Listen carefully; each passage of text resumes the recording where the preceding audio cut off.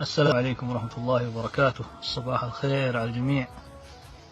بما أن احنا في موسم حصاد الرمان وتقريبا في بدايته، بعلمكم طريقة نفرط فيها الرمان، طريقة سريعة وسهلة. أول شيء هذا الرمان عندنا نحاول إنه إيش ما يكون فيه أي خرابات. نشيل الرأس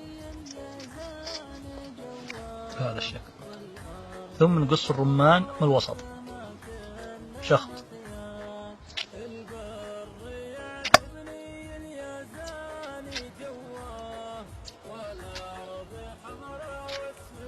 كل شغلنا هذا بيكون على السكين، 3 مراحل بالسكين هذه.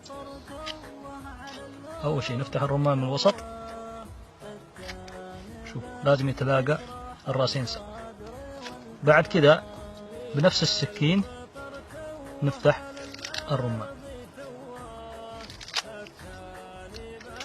بهذا الشكل. الرمان له مفاصل، يا تجي 5 مفاصل أو 6 مفاصل، 1 2 3 4 5 6، وبعض الرمان يجي 5 لكن ما يجي 7 أو 4. هذا 1 2 نقصها بالسكين بهذا الشكل، 3 4 5 6، نفتحها بهذا الشكل. نحاول ما نكسر القشرة.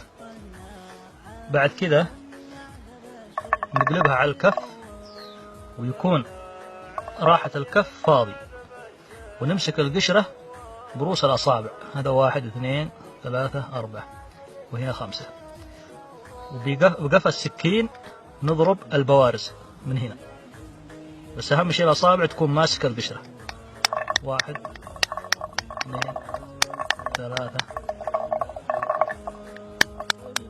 4 5. شوفوا الآن القشرة فاضية. نكمل الثاني.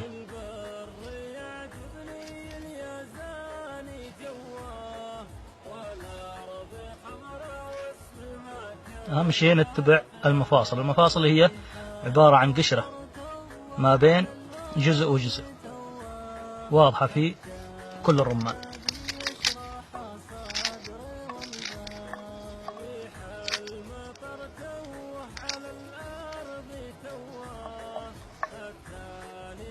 مثل ما قلت لكم نمسكها بالأصابع وراحة الكف تكون فاضي من تحت.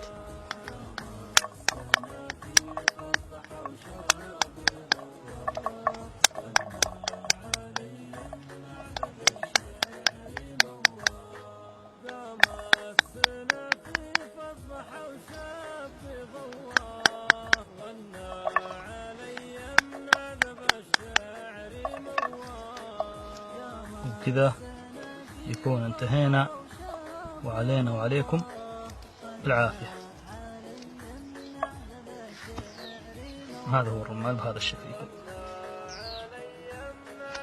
والسلام عليكم ورحمة الله وبركاته.